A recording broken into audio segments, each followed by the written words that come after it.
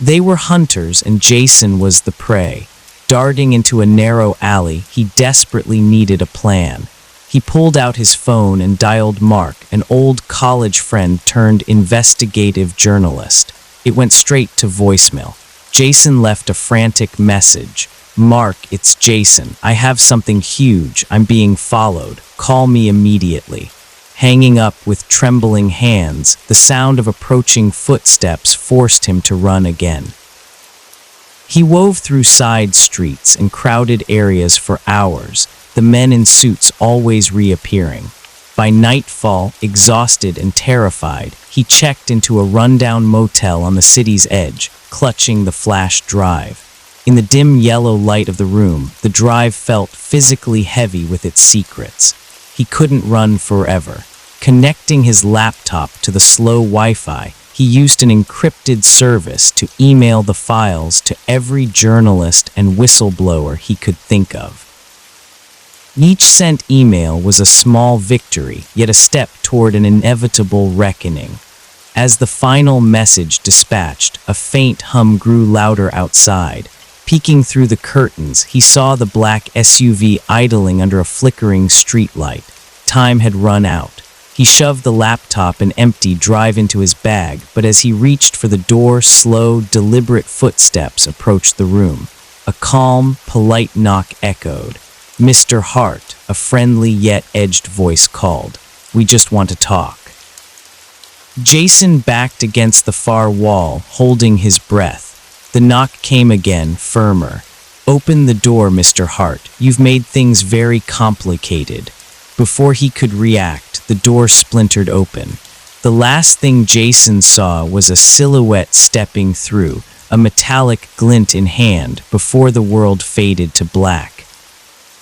Thank you for joining us on Sleep Theories. As you drift off, let Jason's story remind you that the pursuit of truth often comes at a price, and the greatest secrets hide where we least expect them. Sleep well and sweet dreams. Evelyn Harper never considered herself special. A third-grade teacher in a quiet Midwestern town, she cherished her predictable, solitary life. Her days were measured by morning coffee, crossword puzzles, and the joyful chatter of her students. Evenings were her sanctuary, spent reading by the window as the sky turned lavender and the crickets sang. She loved the stillness, though occasionally a quiet curiosity about the vast night sky would tug at her. She never expected the universe to surprise her. It began on an unremarkable Tuesday. The air was warm, but an unnatural stillness hung over her porch. The crickets abruptly stopped their symphony, replaced by a deep, unnerving silence. Squinting into the dark field, Evelyn saw a faint, hovering light. It didn't glide like a plane. It darted with unnatural precision, pulsing in hues of blue, green, and white. Frozen between awe and fear, she watched as the glow illuminated the tall grass, accompanied by a low, resonant hum that vibrated in her chest. Then, as suddenly as it appeared, it vanished, leaving a heavy, unnatural quiet. Locking her doors, Evelyn tried to rationalize it as a trick of the light, but the image was burned into her mind.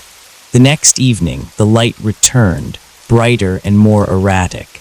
She grabbed her phone to record it, but a sudden, overwhelming wave of exhaustion caused her to collapse. She woke the next morning to find her feet caked in dirt and faint, symmetrical scratches on her arms, with no memory of leaving the house. Over the following weeks, the encounters escalated. The lights appeared closer, and small, perfectly circular marks began appearing on her skin. A persistent, low-frequency humming started resonating through her home, settling deep in her chest and turning her sanctuary into a place of dread. One cold night, the humming peaked as a brilliant, overwhelming light flooded her living room, casting elongated, unnatural shadows. From the glow, tall, slender, shadowy figures emerged, moving with deliberate, otherworldly grace. Paralyzed by a heavy, suffocating pressure, Evelyn could only watch as the light pulsed blindingly bright, and then darkness took her. She awoke on her couch, a new, cold, smooth mark on her neck and a small, intricately patterned metallic object resting on her nightstand. Her life was forever changed. She began keeping a detailed journal, researching alien abduction accounts, finding solace in the stories of others, though she knew no one in her town would believe her. The most unsettling part became the vivid dreams, lying on a cold metallic table under bright lights, feeling delicate hands and hearing whispers in an unknown language. Over time, a strange sense of acceptance settled over her. She couldn't stop it. She could only endure and hope for answers. Thank you for joining us tonight on Sleep Theories. Evelyn's story reminds us how little we truly understand about the universe. May this tale of mystery lull you into a peaceful sleep, where reality and imagination softly blur. Sleep well and sweet dreams. Charlie Grayson was an ordinary man with an ordinary life. At 42, he had spent 2 decades driving trucks, hauling everything from produce to industrial equipment. He preferred the solitude of the open road. It was a simple, predictable life of pickups, drop-offs, and quiet moments under vast, starry skies. He wasn't the adventurous type, though he did appreciate the quiet mysteries of the highway. He never imagined his routine routes would lead him somewhere he wasn't meant to go. Started with a special delivery. His dispatcher gave him precise instructions. Pick up a heavy, unmarked, reinforced crate labeled high-value equipment outside Las Vegas, follow a specific route with no detours, and arrive at a Nevada desert coordinate by 2:00 a.m. Charlie didn't ask questions. As the sun set, he turned onto a narrow, unmarked road. The desert stretched endlessly, the only life being the occasional jackrabbit. After an hour, he reached a security checkpoint. The high chain-link fence topped with razor wire blocked the path, guarded by 2 armed men in unfamiliar uniforms. They checked his paperwork in silence and waved him through. The road inside was eerily pristine. Large, hangar-like buildings loomed in the moonlight, and the air felt heavy, charged with an unexplainable energy. His GPS signaled his arrival at a desolate stretch of concrete leading to a massive steel hangar. A single overhead light flickered, casting shifting shadows. Charlie cut the engine. The silence was profound, broken only by a distant, rhythmic hum. A man in a crisp white lab coat emerged from the shadows, flanked by 2 armed guards. Without a word, the man handed Charlie a clipboard. "Unload the crate and bring it inside," he stated flatly. Charlie nodded, sensing that questions were not welcome. The guards followed him closely as he used a pallet jack to wheel the heavy, steel-edged crate into the hangar. The interior was sterile and futuristic, lined with sleek, humming machinery that looked entirely alien. As Charlie secured the crate in the designated spot, his eyes caught a large, translucent panel on the far wall. It glowed faintly, and behind its frosted surface, he thought he saw a subtle, shifting shadow. "What's behind?" he began to ask, but a guard stepped forward, hand resting on his holster. "Time to go," the guard said, his tone leaving no room for argument. Charlie hurried back to his truck, his hands trembling on the wheel. As he pulled away, he glanced in his side mirror. Through the open hangar doors, he thought he saw the shadow shift again behind the glowing panel. He tried to dismiss it as exhaustion, but the unease crawled under his skin. The GPS directed him back to the main gate, but a whisper of forbidden knowledge pulled his attention to a narrow, well-worn side road just ahead. Hesitating for only a moment, Charlie jerked the wheel, veering off the marked route. His heart pounded as the tires crunched over gravel, taking him deeper into the facility's shadowy outskirts, past abandoned buildings that seemed to watch his every move. As he drove further, the darkness began to shift. They were hunters and Jason was the prey. Darting into a narrow alley, he desperately needed a plan. He dialed Mark, an old college friend turned investigative journalist, but it went straight to voicemail, leaving a frantic message about being followed and having something huge. Jason hung up with trembling hands. Footsteps at the alley's mouth forced him to run again. He wove through crowded streets for hours, the men in suits always reappearing. By nightfall, exhausted, he checked into a rundown motel, clutching the flash drive. In the dim light, its secrets felt physically heavy. Knowing he couldn't run forever, he connected to the slow Wi-Fi and used an encrypted service to email the files to every journalist and whistleblower he could find. Each sent email was a small victory, yet a step toward an inevitable reckoning. As the final message dispatched, a faint hum grew louder outside. Peeking through the curtains, he saw the black SUV idling under a flickering streetlight. Time had run out. He shoved his laptop and the empty drive into his bag, but slow, deliberate footsteps approached the room. A calm, polite knock echoed. "Mr. Hart," a friendly yet edged voice called. "We just want to talk." Jason backed against the far wall, holding his breath. The knock came again, firmer. "Open the door, Mr. Hart. You've made things very complicated." Before he could react, the door splintered open. The last thing Jason saw was a silhouette stepping through, a metallic glint in hand, before the world faded to black. Thank you for joining us on Sleep Theories. As you drift off, let Jason's story remind you that the pursuit of truth often comes at a price, and the greatest secrets hide where we least expect them. Sleep well and sweet dreams. Evelyn Harper never considered herself special. A third-grade teacher in a quiet Midwestern town, she cherished her predictable, solitary life. Her days were measured by morning coffee, crossword puzzles, and the joyful chatter of her students. Evenings were her sanctuary, spent reading by the window as the sky turned lavender and the crickets sang. She loved the stillness, though occasionally a quiet curiosity about the vast night sky would tug at her. She never expected the universe to surprise her. It began on an unremarkable Tuesday. The air was warm, but an unnatural stillness hung over her porch. The crickets abruptly stopped their symphony, replaced by a deep, unnerving silence. Squinting into the dark field, Evelyn saw a faint, hovering light. It didn't glide like a plane. It darted with unnatural precision, pulsing in hues of blue, green, and white. Frozen between awe and fear, she watched as the glow illuminated the tall grass, accompanied by a low, resonant hum that vibrated in her chest.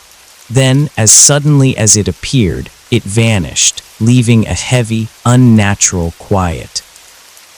Locking her doors, Evelyn tried to rationalize it as a trick of the light, but the image was burned into her mind. The next evening, the light returned, brighter and more erratic. She grabbed her phone to record it, but a sudden, overwhelming wave of exhaustion caused her to collapse. She woke the next morning to find her feet caked in dirt and faint, symmetrical scratches on her arms, with no memory of leaving the house. Over the following weeks, the encounters escalated. The lights appeared closer, and small, perfectly circular marks began appearing on her skin. A persistent, low-frequency humming started resonating through her home, settling deep in her chest and turning her sanctuary into a place of dread. One cold night, the humming peaked as a brilliant, overwhelming light flooded her living room, casting elongated, unnatural shadows. From the glow, tall, slender, shadowy figures emerged, moving with deliberate, otherworldly grace. Paralyzed by a heavy, suffocating pressure, Evelyn could only watch as the light pulsed blindingly bright, and then darkness took her. She awoke on her couch, a new, cold, smooth mark on her neck and a small, intricately patterned metallic object resting on her nightstand. Her life was forever changed. She began keeping a detailed journal, researching alien abduction accounts, finding solace in the stories of others, though she knew no one in her town would believe her. The most unsettling part became the vivid dreams, lying on a cold metallic table under bright lights, feeling delicate hands and hearing whispers in an unknown language. Over time, a strange sense of acceptance settled over her. She couldn't stop it. She could only endure and hope for answers. Evelyn's life was forever changed. She stopped fighting the visits and began keeping a detailed journal, documenting the lights, the humming, and the strange sensations. She researched alien abduction accounts, finding solace in the stories of others, though she knew no one in her town would believe her. The most unsettling part became the vivid dreams, lying on a cold metallic table under bright lights, feeling delicate hands and hearing whispers in an unknown language. Over time, a strange sense of acceptance settled over her. She couldn't stop it. She could only endure and hope for answers. Thank you for joining us tonight on Sleep Theories. Evelyn's story reminds us how little we truly understand about the universe. May this tale of mystery and wonder lull you into a peaceful sleep, where reality and imagination softly blur. Sleep well and sweet dreams.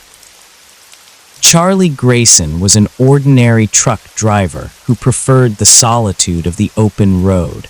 His life was a steady, predictable rhythm of pickups and drop-offs, but one routine delivery changed everything. His dispatcher sent him to a remote Nevada desert coordinate with a heavy, unmarked crate labeled high-value equipment. Following precise GPS instructions, he arrived at a heavily guarded, razor-wire-fenced facility. Armed guards and a cold man in a white lab coat directed him to unload the crate into a massive, futuristic hangar.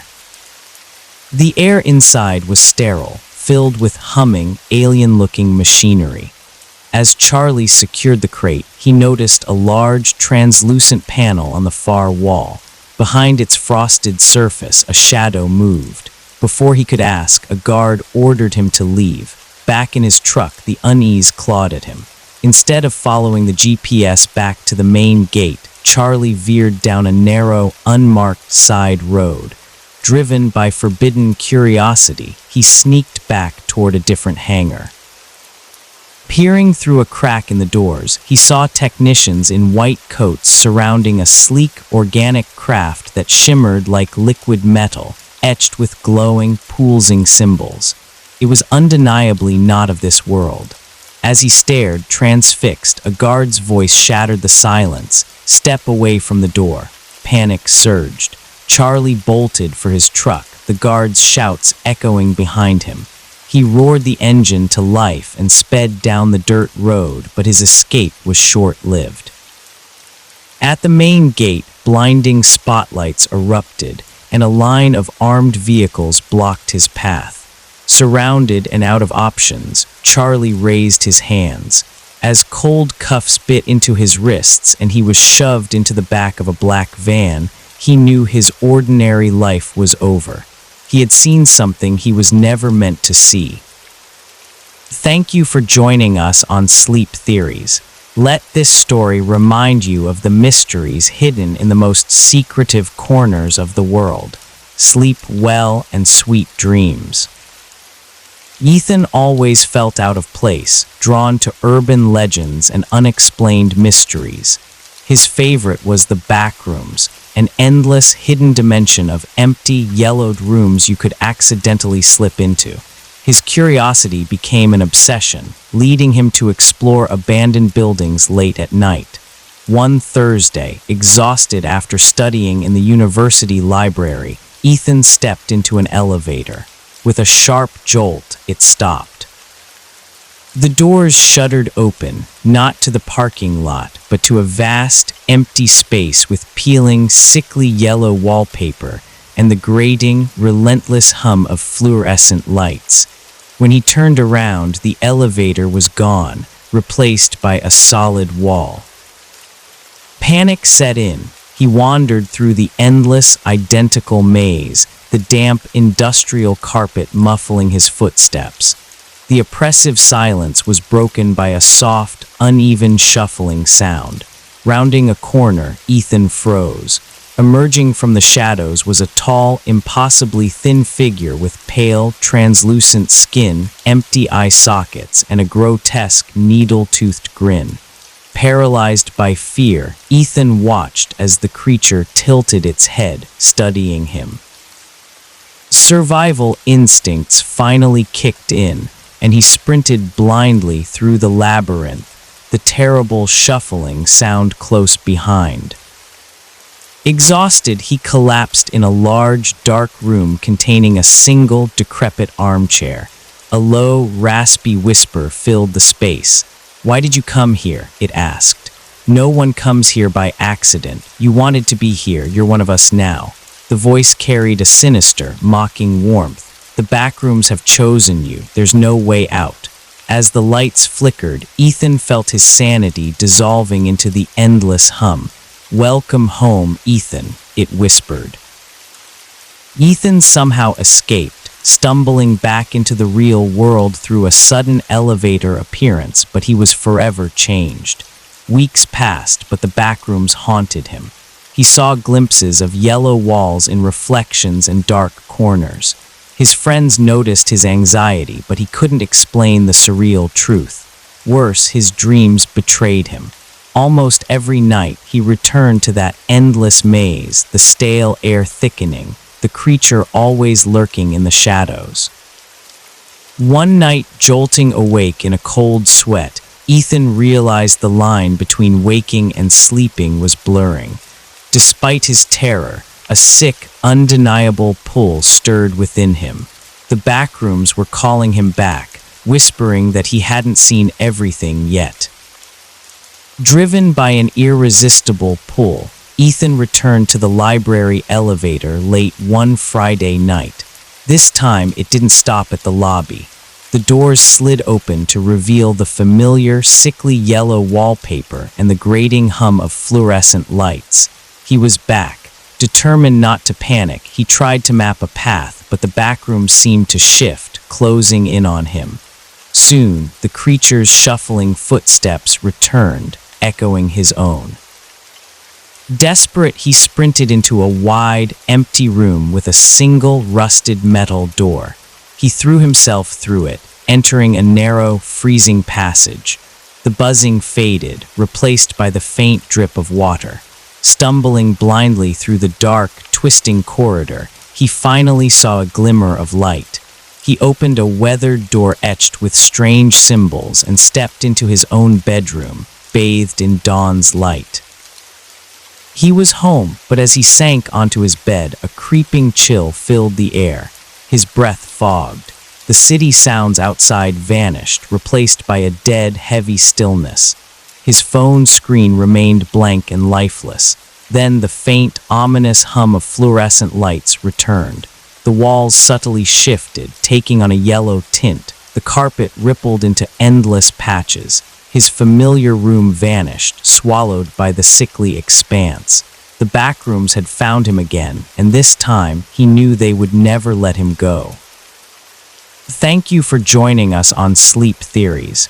May this tale of endless labyrinths lull you into a peaceful sleep. Sleep well and sweet dreams. Sam Ryder lived a quiet life in Albuquerque, restoring antique radios in his modest shop. He found peace in the rhythmic, meticulous work of breathing life back into forgotten pieces of history. His world was simple: built on routine and the comforting hum of old electronics. But the past has a way of finding you. It began when an elderly woman named Martha brought in a battered leather chest belonging to her late father, a military officer stationed in Roswell during the 1940s. After she left, Sam picked the simple lock. Inside, among mundane personnel files, he found a folder stamped Project Aurora Confidential. It contained diagrams of sleek, unconventional aircraft and blurred black and white photos of a desert crash site. One image showed soldiers around a tarp-covered object, another, a silver, egg-shaped craft. The final photo stopped him cold, a close-up of a pale, large-eyed humanoid figure lying on a stretcher. Alongside the photos were cryptic reel-to-reel tapes. Sam rigged up a refurbished player and pressed play. A clipped, measured voice filled the room. July 8, 1947. Recovery operations completed. Debris secured at Hangar 18. Biological specimen recovered. Preliminary findings indicate non-terrestrial origin.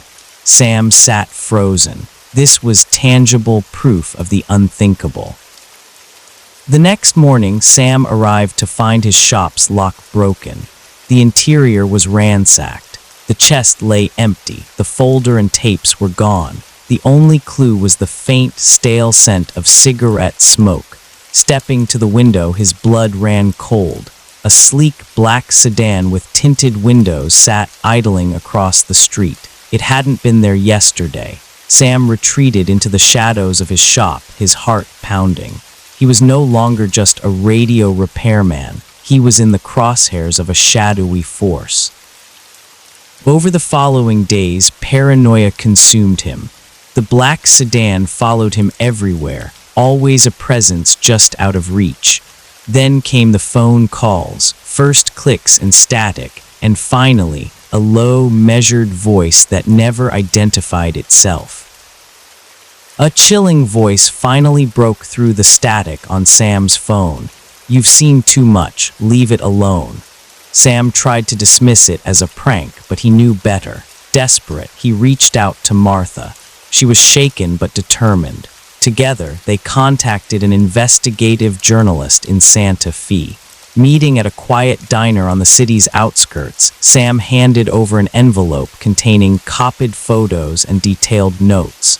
The journalist accepted it grimly, warning them that the people watching them wouldn't stop. The drive back to Albuquerque was tense, shadows stretching like threats across the road. Back in his apartment, Sam sat in the dark, the weight of his actions heavy but resolute. The truth was out now. No matter the cost, it could no longer be buried. Thank you for spending your evening with us on Sleep Theories. As you drift off, let this story remind you that some mysteries are too vast to stay hidden forever. Sleep well and sweet dreams. Ryan Jacobs was a freelance video editor who preferred quiet predictability. He spent his days meticulously cutting wedding videos and corporate ads, far removed from controversy. But one rainy November afternoon changed everything.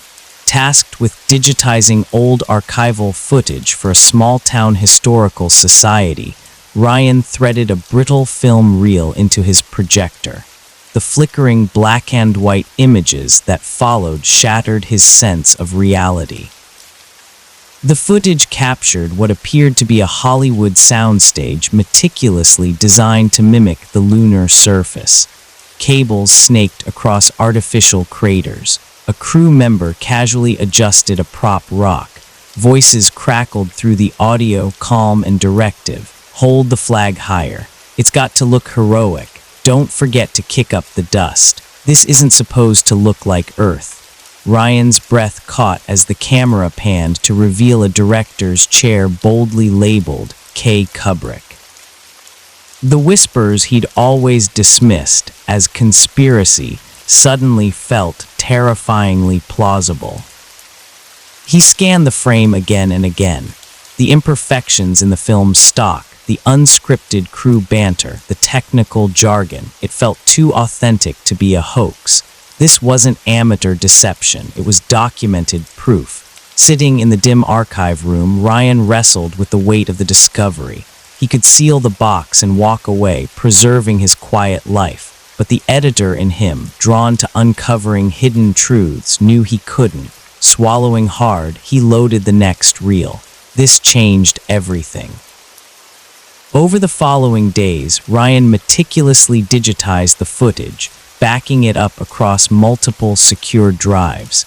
Hours of material revealed scripts, storyboards, and a chilling clip of a man in a NASA uniform discussing the necessity of selling the illusion. But as he worked, subtle signs of surveillance emerged. A black SUV idled across from his apartment for hours. His phone line crackled with strange clicks. His internet throttled whenever he attempted uploads. He tried to dismiss it as paranoia, but the evidence mounted. The first real scare came late one night. Ryan sat at his desk, headphones on, reviewing a damning clip. The room was silent except for the hum of his computer. Suddenly, Ryan's screen went black. A stark white message appeared, "Stop." Before he could react, the computer restarted and the file he had been working on was gone. Paranoia set in. The black SUV was now a constant, looming presence. Acting on instinct, Ryan duplicated the footage, hiding drives in his closet, a bank safety deposit box, and mailing one to a friend out of state. He met with Claire, a trusted journalist. Her face paled as she watched the snippets. "If this gets out," she whispered, "they will do whatever it takes to keep it quiet." Despite her warnings, they agreed to investigate, but the pressure mounted rapidly. Ryan's apartment was covertly searched. His phone buzzed with silent calls. The black SUV was always there. One night, pursued by persistent headlights on his drive home, Ryan checked into a cash-only motel, staring at the door all night, the original hard drive clutched tightly in his bag. The next morning, he went to meet Claire at a secure location, only to find a note taped to the cafe door. "Trust no one. They're watching me, too." Alone and out of options, Ryan boarded a bus to a city halfway across the country, the hard drive sewn securely into his jacket. He didn't know how he would expose the truth, but he knew the secret was too important to bury. Thank you for joining us on Sleep Theories. As you drift off tonight, let this story remind you of the fine line between truth and deception, and the courage it takes to uncover what lies beneath. Sleep well and sweet dreams. Evan Carter was a skeptic. He dismissed conspiracy theories as overactive imaginations seeking patterns in a random world. So when his flight was unexpectedly rerouted through Denver International Airport, he anticipated nothing more than a mundane layover.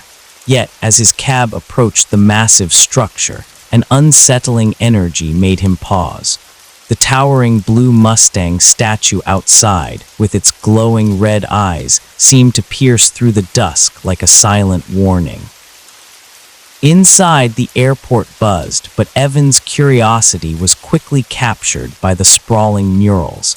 They depicted jarring juxtapositions, raging fires and gas-masked soldiers contrasted with rainbows and unity. Hidden within the chaotic imagery were precise, deliberate symbols. "Strange, isn't it?" a weathered janitor remarked, noticing Evan's gaze. "Some say they're warnings, clues to something hidden beneath the surface." When Evan asked what was hidden, the man lined in. "Underground tunnels. They go on for miles. There's more to this place than meets the eye." Before Evan could press further, the janitor pushed his cart away, leaving a lingering sense of unease. As Evan wandered deeper, he began to notice the oddities: strange gargoyle sculptures, subtly curving hallways, and those same cryptic symbols etched into floor tiles and woven into carpets. Drawn by a mix of curiosity and dread, he ventured into a quieter, dimly lit section of the terminal. The bustling crowds faded, replaced by an oppressive, heavy stillness. At the end of a deserted corridor, tucked between maintenance doors, was an unmarked door, slightly ajar. A faint, buzzing fluorescent light cast a pale glow over it. Ignoring his logical mind's urge to turn back, Evan pushed the door open. Beyond lay a narrow, cool stairwell smelling faintly of damp metal.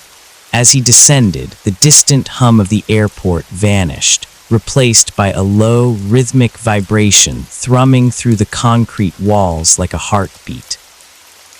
At the bottom, a long, sterile hallway stretched into the gloom, lined with unmarked steel doors. Finally, he reached one that stood out, a heavy door etched with the very same intricate symbols he had seen in the murals upstairs. He pressed his ear to the cold metal and froze. Muffled, deliberate voices spoke on the other side, carrying an undeniable, intense weight. Every instinct screamed at him to walk away. But his curiosity had already taken hold, and the pull of whatever lay beyond was too strong to resist. With a deep breath, Evan gripped the handle and turned it. The heavy door opened with a soft, pneumatic hiss, spilling a dim, sterile light into the hallway. What he saw inside froze him in place, his breath catching in his throat. The room was a cavernous space, far larger than he had expected, its walls lined with rows of softly glowing monitors. They displayed a dizzying array of information: maps marked with pulsing red dots, dense classified documents, live surveillance feeds shifting between unrecognizable locations, and lines of code scrolling too fast to read. The air was filled with a faint, rhythmic hum, punctuated by the occasional beep of unseen machinery. In the center of the room stood a massive circular table, its surface illuminated by built-in lights that cast an eerie glow over schematics and unidentifiable objects. Around it stood a group of at least a dozen people dressed in impeccably tailored dark suits. They spoke in low, urgent tones, their movements deliberate and practiced, exuding an undeniable weight of authority. At the head of the table stood a woman who radiated absolute control. Her posture was ramrod straight, her piercing eyes scanning the room with an intensity that made Evan's heart hammer against his ribs. One hand rested on a thick folder, branded with the very same strange geometric symbols he had seen in the murals and on the door upstairs. Every movement she made was calculated, as if she were the axis around which this entire shadow operation revolved. Devin tried to process the scene, but his thoughts felt sluggish. This wasn't just a hidden maintenance room. It was a profound secret that wasn't meant to exist, let alone be uncovered by an ordinary traveler. He was an unwelcome observer in a world he didn't belong to. As he stood there, paralyzed by the sheer scale of the revelation, one of the figures around the table turned. It was a subtle, casual glance toward the doorway, but when their eyes locked onto Evan, the air in the room seemed to shift. A deep chill ran down his spine, and the heavy, piercing weight of their gaze pinned him to the spot. His instinct screamed at him to run, to bolt back down the sterile hallway, but his feet refused to move. He was completely frozen, knowing he had just made a mistake that could cost him more than he was prepared to pay. Paralyzed by a battle between fear and disbelief, Evan felt a firm, unyielding grip clamp down on his shoulder. He spun around to find two men in black uniforms standing behind him. Their faces were expressionless, their eyes cold and assessing, exuding the quiet menace of absolute authority. "You're not supposed to be here," one stated, his voice low and leaving no room for argument. Evan tried to stammer an excuse, but panic choked his words. Before he could react, a sharp, almost painless prick of a needle hit his neck. Adrenaline spiked, but the world instantly blurred into a haze of light and shadow. His final sight was the woman at the table, her piercing gaze locking onto his with a cold, calculated intensity. Then nothing. Evan awoke slumped in a chair near his departure gate in the main terminal. The bustling noise of the airport washed over him, jarring and disorienting after the suffocating silence below. His head throbbed with a dull ache at the base of his neck, yet when he reached up, there was no mark, no physical evidence of what had occurred. As the boarding announcement crackled overhead, he stumbled to his feet and grabbed his bag. It felt unnervingly light. Unzipping it with trembling hands, his stomach dropped. His camera and spare memory cards were gone. Any evidence he might have captured had been meticulously erased. Boarding the plane, a profound unease settled in his chest. It wasn't just his equipment that was missing. Fragments of his memory felt deliberately fogged, the details of the hidden room slipping through his grasp like sand. The symbols, the monitors, the woman's piercing eyes, they lingered on the edges of his consciousness, a half-remembered dream. Evan left Denver that night, but the airport never truly left him. He tried to share his unsettling experience with friends, but their skeptical eyes and polite dismissals quickly silenced him. He buried the memories, convincing himself it was easier to let them fade. Yet, whenever he saw the airport's distinctive peaked roofline, that old dread would creep back in. He avoided flying through Denver whenever possible, haunted by a single, gnawing question. What had he seen beneath the surface, and how far would they go to ensure he never found out? Thank you for spending this time with us at Sleep Theories. May this story of intrigue and mystery lull you into a peaceful slumber. As you drift off, remember that the line between the known and the unknown is often thinner than we think. Sleep well and sweet dreams. Jake Wilder wasn't a man you would peg as the curious type. He lived a quiet, unassuming life in the suburbs, working as a freelance videographer. His days were a steady mix of editing wedding videos, filming promotional content for small businesses, and the occasional passion project. It wasn't glamorous, but it paid the bills, and Jake cherished the freedom and safety of his predictable routine. He found deep satisfaction in the late-night hum of his editing software, meticulously piecing together raw footage until it became a polished, coherent narrative. Jake's small apartment mirrored his orderly world, neatly lined camera gear, meticulously labeled hard drives, and a corkboard of deadlines. Life wasn't thrilling, but it was safe and entirely under his control.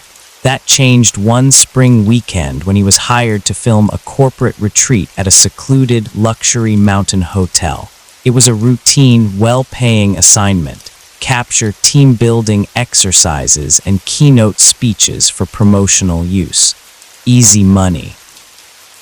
The hotel was a sprawling, opulent estate resembling an old-world European castle, radiating exclusivity. Jake navigated the grand, marble-floored lobby and checked in with Lauren, the brisk event coordinator, who handed him a detailed schedule. The main conference hall was massive, boasting floor-to-ceiling windows with breathtaking forest views.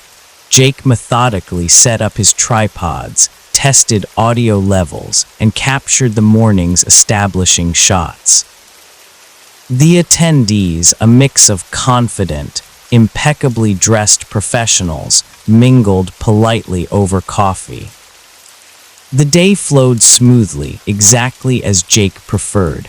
After a quick, lavish lunch, he returned to the hall to prep for the afternoon CEO keynote. Everything was predictable. But as he stood at the back of the room, adjusting his camera's focus, a subtle shift in the atmosphere caught his eye. A group of men in dark, sharply tailored suits entered through a side door. They moved with quiet, deliberate purpose. They were neither event staff nor attendees, and their formal, imposing demeanor instantly shattered the calm rhythm of the day. They moved with an air of secrecy. Jake watched as they exchanged brief, curt words with Lauren, the event coordinator, before she gestured toward a set of heavy double doors at the far end of the hall. Jake shook off his curiosity, reminding himself that corporate retreats often attracted VIPs and private security. But the image lingered. What had started as a simple job was beginning to feel like something more. The first true oddity arrived on his second day. Returning to his room, Jake noticed a cluster of men in dark suits near the side entrance. They lacked the polished smiles of the hotel staff. Instead, they moved with quiet authority, murmuring into discreet earpieces. Outside, a neat row of unmarked black SUVs sat with tinted windows reflecting the pine trees like polished obsidian. It felt heavier, more calculated than standard executive security. His suspicions deepened the following morning. A new group of about a dozen guests arrived, impeccably dressed and moving in synchronized pairs. They carried slim leather portfolios and briefcases, their expressions guarded, exchanging loaded glances. Jake watched from behind his tripod as they disappeared through the heavy, unmarked double doors at the back of the conference wing, which were secured by a keypad and a small surveillance camera. By evening, the hotel's relaxed ambience had vanished, replaced by a tense, heavy atmosphere. Staff moved with urgent precision, and even the ever-composed Lauren seemed on edge, her eyes constantly darting toward those same double doors. Jake's observational instincts, honed by years of videography, screamed that this was no ordinary corporate retreat. The guests, the security, the hidden rooms, it all pointed to something far bigger. Later that night, as Jake reviewed his footage in his room, a nervous hotel staff member knocked on his door. The man handed Jake an envelope containing a map of the hotel. "There's been a slight change in plans," he said hurriedly. "The client requests that you avoid filming in certain areas tomorrow." He pointed to a highlighted, unexplored section of the building before hurrying away, leaving Jake alone with a growing sense of dread. The restricted area's location only deepened the mystery. Unable to sleep, Jake grabbed his camera for a quiet walk through the softly lit, golden hallways, telling himself he just wanted a quick look. Reaching the cordoned-off wing, he waited in the shadows until a radio call drew the two guards away. Seizing the moment, he slipped through the double doors into a dim, sterile corridor. Following a low hum of voices, he peered through a partially open door into a grand, wood-paneled conference room. Around a massive oval table sat dozens of the world's most powerful figures, corporate CEOs, high-ranking politicians, and even royalty. They were bathed in the glow of a projector. The slide behind them displayed a chilling title, Global Economic Transition Strategy, Phase 3. Jake's hands trembled as he lifted his camera, zooming in on documents and subsequent slides detailing media consolidation, energy redistribution, and population control. It felt like a dystopian nightmare, yet it was unfolding right before his eyes. Engrossed in the footage, he didn't hear the footsteps behind him. A heavy hand clamped onto his shoulder. A security guard glared at him, snatching the camera away and slamming the door shut, hiding the final slide which listed future global meeting dates. Jake was dragged to a small, windowless interrogation room. After hours of spiraling thoughts about simply disappearing, a man in a tailored suit entered. He placed Jake's camera on the table. "This footage never leaves this room," the man stated calmly, his voice leaving no room for argument. "You seem like a smart guy. Walk away. Forget what you saw. This isn't your fight."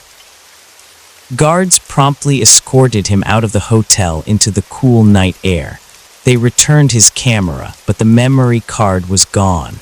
They warned him in no uncertain terms to leave and never return. But as Jake stood in the shadows of the sprawling estate, he knew he couldn't just walk away. The chilling memory of what he had witnessed was permanently burned into his mind. The fragments of the elite's conversation haunted Jake. Driven by a desperate need to expose the truth, he obsessively researched the attendees, matching faces to global power brokers and documenting their hidden agendas. Working in secret, he began uploading encrypted files to anonymous forums, knowing the risks but unable to ignore the pull of the truth. But secrets of that magnitude carry a heavy price.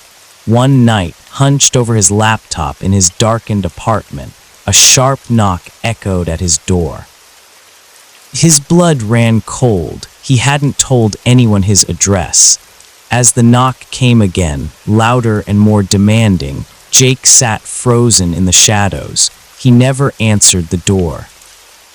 Thank you for joining us tonight on Sleep Theories. Let this story remind us of the hidden forces at play in our world and the courage it takes to seek the truth. May your dreams be filled with curiosity, and may you sleep soundly. Sweet dreams and good night. Liam Mercer was a man defined by pure logic. In a chaotic world, he found comfort in certainty, data, and reason. His life was a masterpiece of efficiency, waking at 7:00 a.m. sharp, drinking black coffee, and living in a minimalist, meticulously organized apartment. As an IT professional, his approach was entirely pragmatic.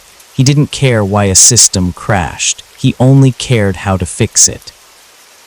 He despised chaos and thrived on predictability, firmly believing that every problem in the world had a logical, tangible solution. But as he would soon discover, some puzzles defy explanation. Liam's palms grew clammy as he typed at the terminal, desperately trying to maintain a facade of normalcy. Standing just behind him, a sharp-eyed technician lingered, his gaze fixed on Liam's screen a beat too long. "Good," the technician said curtly, crossing his arms. "Management doesn't like delays." Liam forced a calm nod and returned to the routine diagnostic checks, his pulse thundering in his ears. He kept his eyes glued to the code, but his mind was racing. He couldn't unsee what he had just uncovered deep within the server's hidden architecture, a secret so vast and illogical that it threatened to shatter his perfectly ordered world forever. The diagrams, logs, and video Liam had stumbled upon were undeniably real. The sheer complexity of the data far exceeded anything he had encountered in his years of IT work. Out of the corner of his eye, he noticed the technician's rigid posture and the slow, rhythmic tapping of his fingers. Suspicion was the last thing Liam needed. "I'll need a few more minutes," Liam said smoothly, citing unexpected layers of encryption. The technician didn't reply, simply leaning against the doorframe with watchful eyes that never left Liam. The tension in the sterile server room grew suffocating. Liam weighed his options. Walking away was the safest choice, but his logical mind couldn't simply ignore the potential danger of such advanced, hidden technology. Pretending to run a routine backup integrity check, he formulated a quiet plan. He couldn't extract files directly under the man's gaze.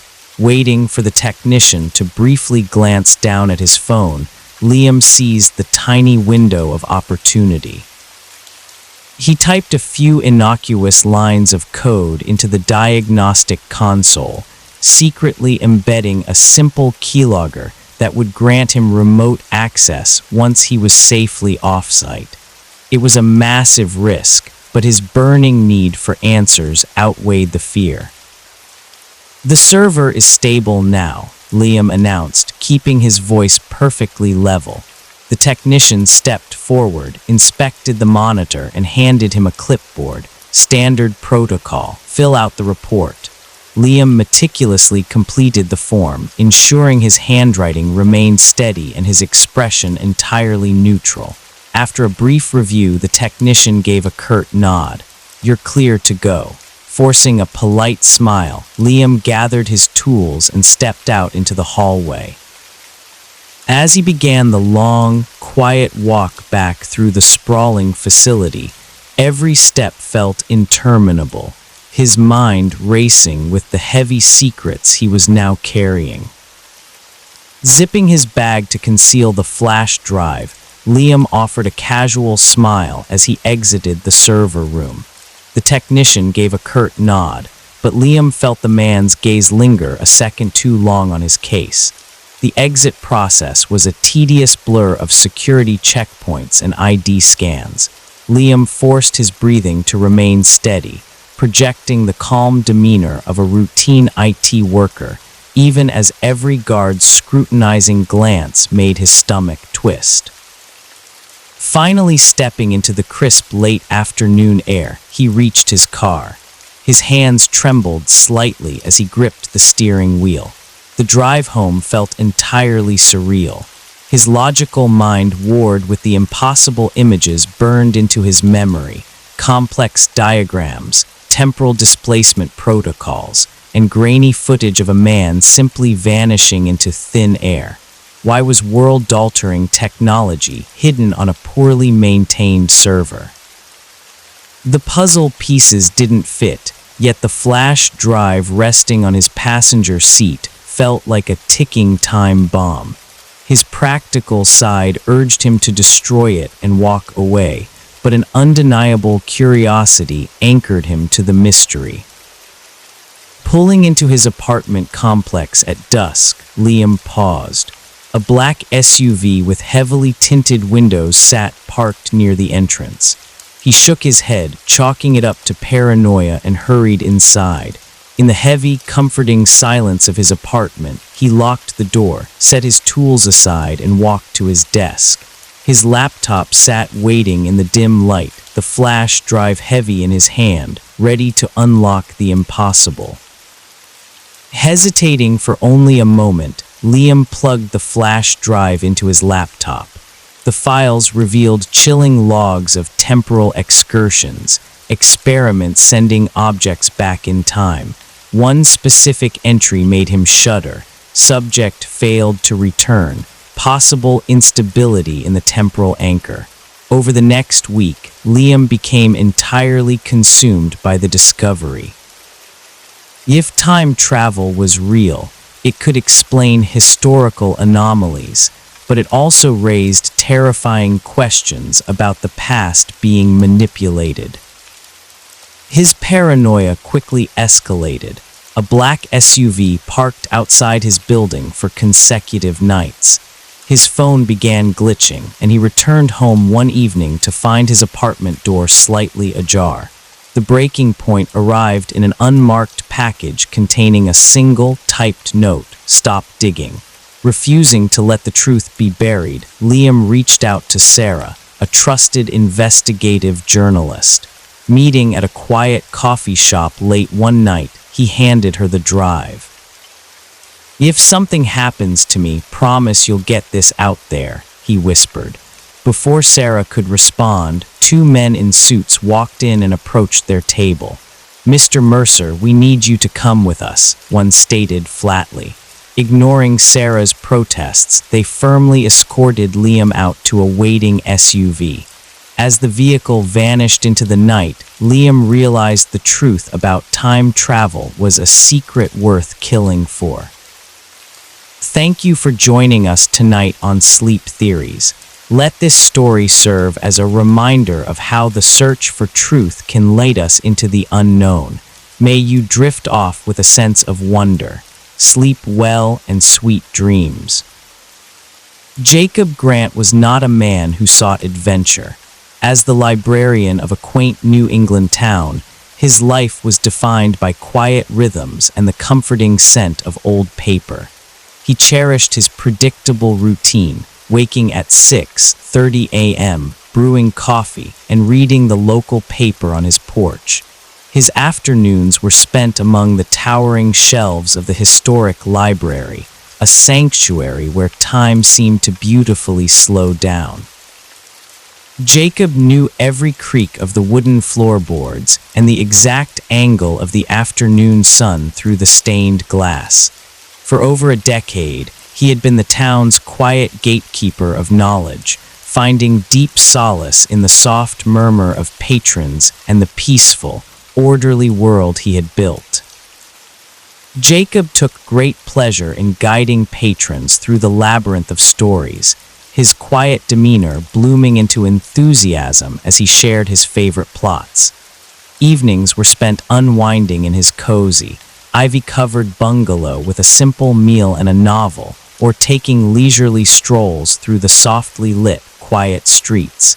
His weekends followed a cherished, unremarkable rhythm: Saturday visits to the farmer's market, afternoons tinkering with antique clocks, and Sunday community gatherings. He wasn't lonely, but he preferred keeping people at a comfortable distance, finding deep solace in his solitude. He was a reliable fixture in town, known, yet never truly known. Yet beneath his quiet contentment lay a faint, unacknowledged yearning.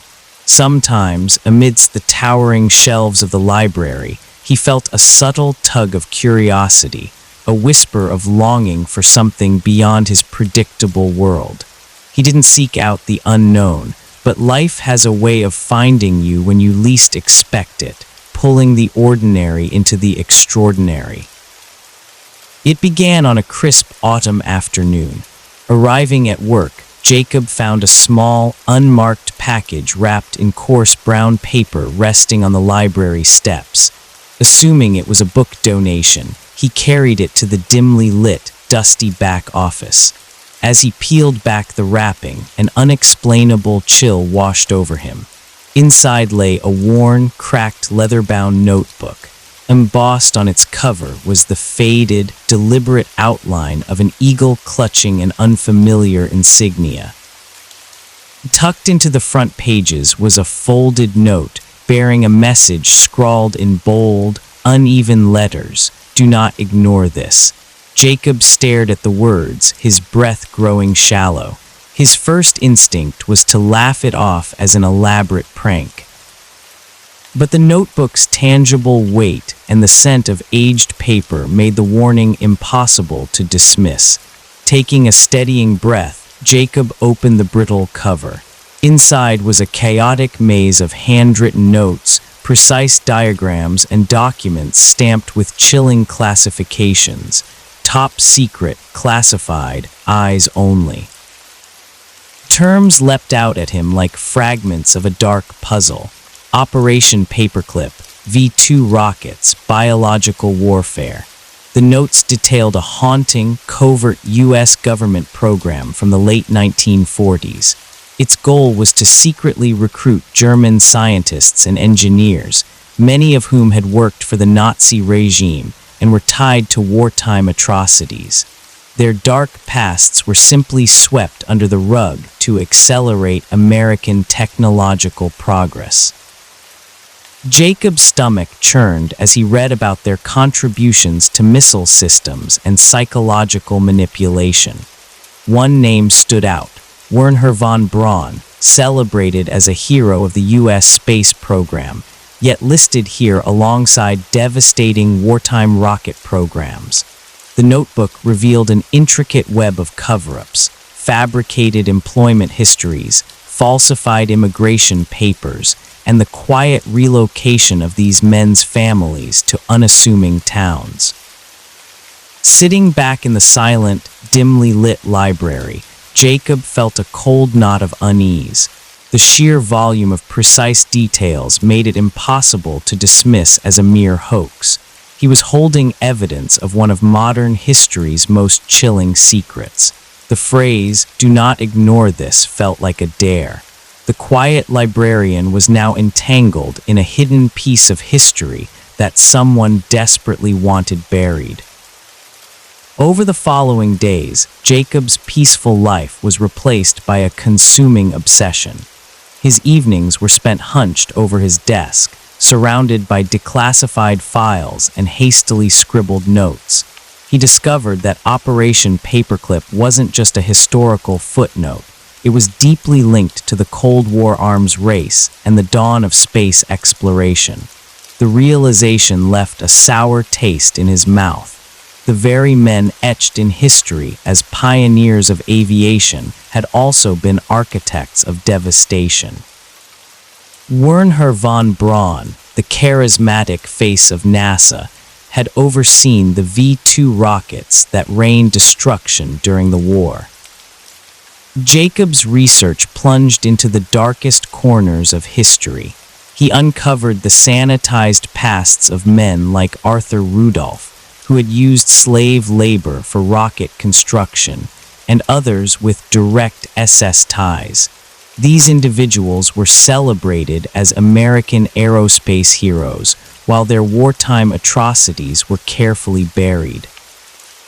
The web of deception expanded to include sinister, classified mind control programs like MK Ultra and Operation Bluebird, making Jacob question the very foundation of post-war America. His quiet life was soon overshadowed by creeping paranoia. A black sedan began stalking his home, lingering in the shadows with impenetrable tinted windows. Seeking guidance, Jacob visited Howard, an elderly investigative journalist who had tried to expose Operation Paperclip decades ago. Trembling, Howard warned him, "The government silences people like us. If you've gotten this far, you've already crossed the line." The threats quickly escalated. A chilling, emotionless voice on the phone told Jacob he had gone too far. The next morning, a final warning was slipped under his front door. "This is your last chance." Faced with the choice to retreat to his safe, predictable life or pursue the truth, Jacob chose the latter. He frantically backed up his files and sent copies to a trusted friend. But the forces against him were too vast. 2 nights later, Jacob vanished. His home was left perfectly undisturbed, a mug of tea cooling on the kitchen counter, the notebook and files entirely gone. Only faint tire tracks in the gravel hinted at his fate. To the world, he was just a quiet librarian who had slipped away, but the whispers of the dangerous secrets he uncovered lingered in the shadows. Thank you for joining us tonight on Sleep Theories. Let this story of secrets and disappearances remind us of the mysteries that linger in the corners of history. Sleep well and sweet dreams.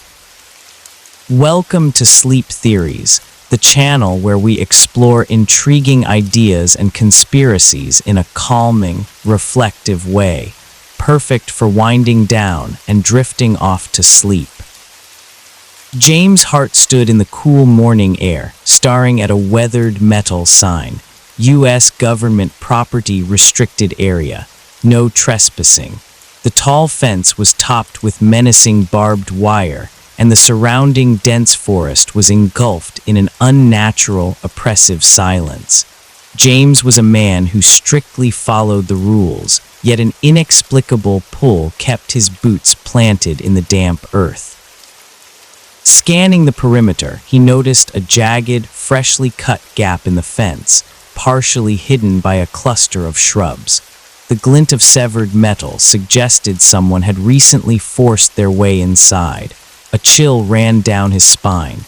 If someone had gone to such lengths to break in, whatever lay beyond was either heavily guarded or deeply hidden. Kneeling, James brushed his trembling fingers against the cold, sharp wire. The forest remained dead silent, but the distinct, unsettling feeling of being watched washed over him. Every rational instinct begged him to turn back and walk away, but the mystery had already taken hold. "This is not your concern," a quiet voice seemed to murmur. "You have no requirement to discover what lies within. Simply return to your house." Yet a more profound, deeply ingrained impulse pushed him ahead. It was not merely inquisitiveness. It was a feeling of discomfort, an urge to comprehend what remained concealed past the barrier. It appeared as if the opening had been positioned specifically for him, challenging him to traverse the boundary. Before he could persuade himself to retreat, James inhaled deeply and walked inside. The environment appeared to transform the instant he passed the boundary. The atmosphere felt denser, chillier, as if he had stepped into an alternate dimension. The woodland on this section of the barrier appeared more shadowed, its limbs intertwined like bony digits stretching toward the heavens. The soil was spongy and irregular, the vegetation under his footwear silencing his footsteps. James proceeded carefully, staying crouched while he traversed the strange landscape. Each noise seemed amplified, the cracking of foliage beneath his shoes, the slight swishing of his coat. His heartbeat roared in his ears, yet he continued advancing, pulled ahead by an unseen power. He was unaware of what he was seeking, but he felt confident he would recognize it upon discovery. The woods appeared to tighten surrounding him while he ventured further. The illumination passing through the leaves became fainter, creating extended silhouettes that shifted with each sway of the branches. James experienced an escalating feeling of discomfort, as if he were being channeled toward an object he could not currently observe. He stopped to regain his breathing, resting against a trunk and looking backward along his route. The barrier was no longer visible, hidden by the thick vegetation. For a brief second he contemplated retreating, but the idea of departing without resolution seemed intolerable. He continued forward, his perceptions highly attentive. Suddenly, past the dense barrier of timber, he noticed it, an open space. The vision caused him to halt in his movements, his breathing pausing in his throat. It was completely different from anything he had anticipated. He bent down low, sneaking toward the border of the open area to acquire a clearer view. While he approached nearer, specifics started to become visible. It was not merely the open space that was extraordinary. It was the structure positioned in its middle. James narrowed his eyes, his heartbeat accelerating while he comprehended what he was observing. The group of structures, short and unremarkable, remained situated in the center of the woods. Their cement exteriors were marked with vegetation and streaked with oxidation, their glass panes shielded with metal netting. The soil path twisted across the open area, directing toward a pair of massive metallic entrances. Close by, a small number of automobiles rested parked in an organized line, transports with official registrations, their panels labeled with painted characters he could not entirely decipher. James hid behind a trunk, his thoughts sprinting. What was this location? It did not appear deserted. Illumination fluttered inside the glass panes, and muffled conversations drifted upon the breeze. He observed silhouettes traveling among the structures, certain individuals in research garments, additional ones in armed forces attire. They traveled with intention, as if participating in a meticulously planned sequence. Regardless of what this location was, it was operational, and it was concealed for a specific motive. James' heartbeat hammered while he squatted in the darkness, observing the situation develop. Every intuition informed him he ought not to be present, that he was entering a situation vastly larger than he could comprehend. Yet he was unable to avert his gaze. An element regarding the location attracted him inward, a persistent feeling that he had accidentally discovered a matter of significance, an element he was not intended to witness. And still, regardless of the terror chewing at the borders of his thoughts, James was unable to force himself to depart. Not currently. Not without resolutions. Deeper within the woods it became more shadowed, the timber more compact. James traveled carefully, his footsteps silenced by the spongy soil. He anticipated discovering, well, he was unaware of what he anticipated, perhaps a climate facility or some variety of remote station. Yet what he discovered was an element completely different. Following approximately a mile, the timber yielded to an open space. In the middle remained a group of unremarkable structures, their cement exteriors marked with vegetation and dirt. Several transports were parked close by, their wheels covered with soil. The location appeared deserted, yet while James approached nearer, he comprehended it was not.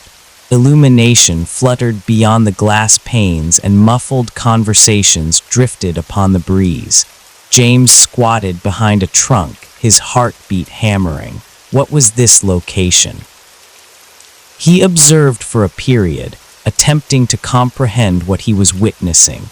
Individuals in research garments strolled among the structures transporting documents and apparatus. Military personnel monitored the boundary, their firearms draped relaxed across their shoulders.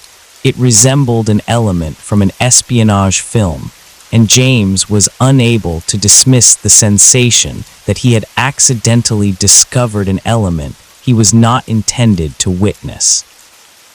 That evening, James was unable to slumber. The occurrences of the daytime were replayed continuously in his thoughts. The situation at the installation refusing to disappear into the backdrop. Each occasion he shut his eyes, he observed the military personnel once more, their movements exact, their existence disturbingly commanding. Scientific installations did not possess armed personnel, particularly not in the center of nowhere, and definitely not personnel who appeared so watchful, so prepared for difficulty. He shifted and rotated, attempting to justify what he had observed. Perhaps it was an armed forces station, some variety of practice location, or a storage facility for delicate apparatus. Yet that did not clarify the confidentiality, the spiked wire barrier, or the sensation of seclusion. It was as if the location was intentionally concealed from the globe, stored away where nobody would consider to search. He informed himself he was analyzing it excessively, that his creativity was operating untamed. Still, the vision of the military personnel remained, declining to permit him to discover tranquility.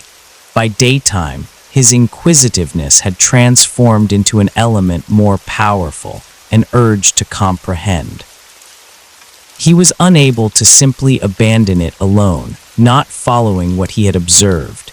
His logical thoughts cautioned him against returning, yet a more profound section of him, the section that desired resolutions, overruled the reluctance.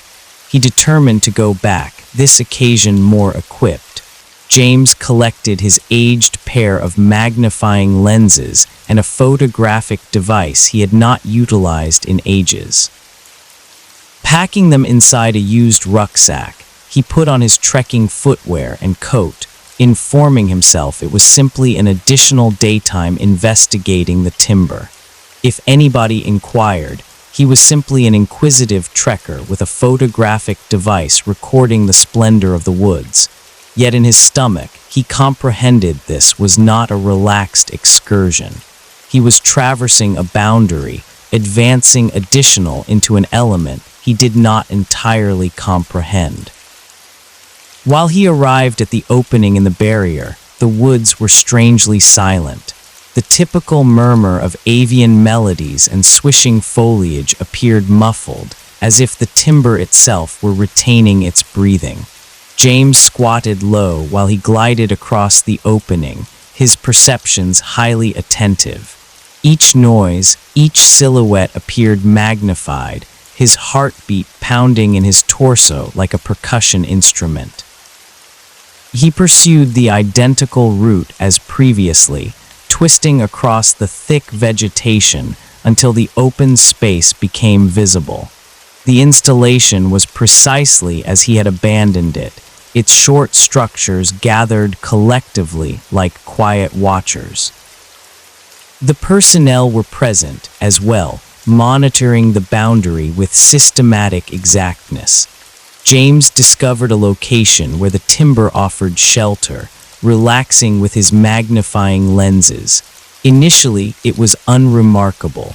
Transports arrived and departed, their operators discharging containers and vanishing inside one of the more massive structures. James modified the clarity on his magnifying lenses, attempting to decipher the painted characters on the panel of the containers, yet the perspective was incorrect. He captured several images regardless, anticipating they might disclose additional later. Periods elapsed, and James was starting to consider this excursion might have been an error. He was chilly, his legs were stiffened from squatting, and his anxieties were deteriorating from the continuous watchfulness. He was preparing to gather and depart while an element captured his vision, a tiny assembly of individuals appearing from one of the structures. He halted, raising the magnifying lenses to his eyes. Initially, it resembled additional laborers or personnel, yet afterward he observed the gentleman. Distinct from the additional ones, he was not sporting an attire or a research garment. He resembled a typical resident, his garments wrinkled and his stance conquered. He was accompanied by two personnel, their hands grasping his limbs while they paraded him across the open space. James' breathing paused while he modified the clarity. The gentleman's hands were tied behind his back, and his visage was colorless, nearly spectral. There was an empty appearance in his eyes, a combination of terror and acceptance that delivered a shiver across James' backbone. He observed while the gentleman rotated his head, peering across his shoulder as if seeking an exit route, or possibly for an individual who might arrive to his assistance. The personnel did not offer him an opportunity to pause. One of them pushed him harshly, compelling him to accelerate his speed. James pursued their movements across the magnifying lenses, his grasp stiffening while they neared a structure with massive metallic entrances. The structure was distinct from the additional ones. Its exteriors were strengthened, its glass panes tiny and obstructed. It emitted an atmosphere of foreboding, as if it contained mysteries excessively perilous to flee. The personnel halted before the entrances, one of them advancing forward to input a sequence into a numerical pad. James observed while the entrance glided open with a muffled, automated murmur. For a second, the gentleman paused, his physique stiffening as if he might oppose. Yet the personnel did not offer him a selection. They pushed him inside, the entrances sliding closed behind them with a conclusiveness that delivered a shiver across James. He lowered the magnifying lenses, his thoughts sprinting. Who was that gentleman? Why was he being handled like a captive in what was intended to be an official installation? Nothing regarding this created logic. James experienced a rush of discomfort. the inquiries accumulating quicker than he could comprehend them.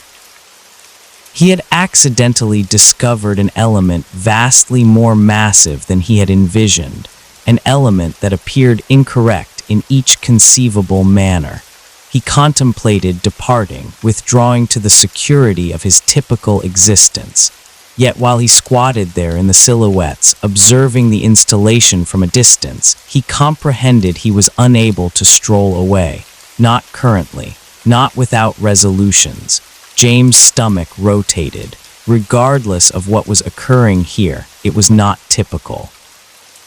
He comprehended he ought to abandon it alone, yet he was unable.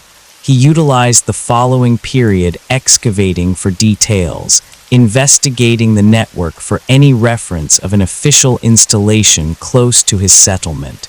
He discovered nothing. No charts, no documents, not even a whisper. James was not prepared to surrender. The inquiries consumed his reflections, devouring his intellect and obliterating the borders of his previously tranquil existence.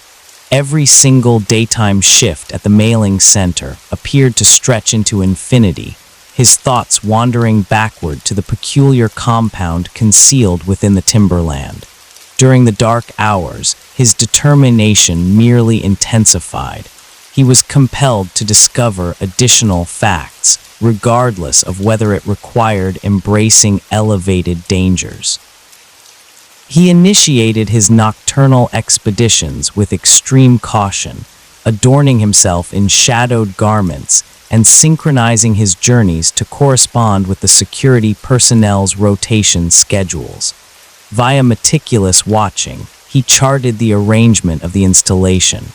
A minimum of 6 structures existed, every single one possessing its distinct function. One appeared to operate as a warehousing depot, where wooden boxes were discharged and piled prior to being shipped to different locations. A different one seemed to accommodate the security team, a more compact edifice featuring a consistent radiance of illumination and the sporadic noise of stifled chuckles or tapping mugs. However, it was the more massive, intensely reinforced edifice, the specific one featuring metallic entrances, that fascinated him the most. It radiated an atmosphere of confidentiality that required additional exploration. James maintained his separation initially, observing from the woodland edge utilizing his magnifying lenses. He documented the schedules of shipments, the length of security rotations, and the arrivals and departures of individuals wearing research garments. His photographic device recorded blurry pictures of wooden boxes being discharged, their identifiers excessively hidden to decipher distinctly. He analyzed the manner in which the security team navigated the unseen areas within their rotations and the vulnerable locations along the installation's boundary.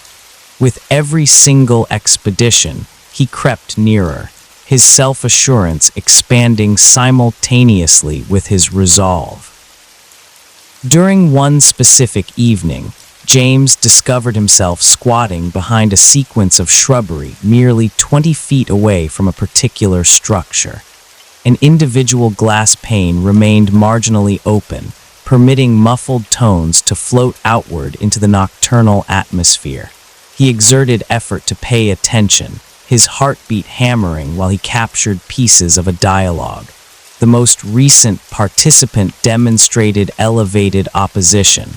A particular tone stated, solid and analytical. "We shall modify the quantity the following daytime."